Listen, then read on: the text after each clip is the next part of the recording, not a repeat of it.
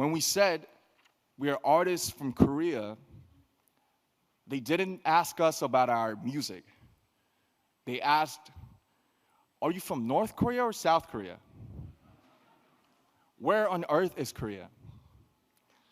So we had to explain where Korea was before we could even talk about our music. And that was the reality. But we overcame those barriers, and now I'm here today sharing this precious moment with you. K-pop is not just a genre of music. It is a 360-degree total package of music, dance, performance, visual style, storytelling, music video, and even social media. K-pop success didn't happen because one single culture was better.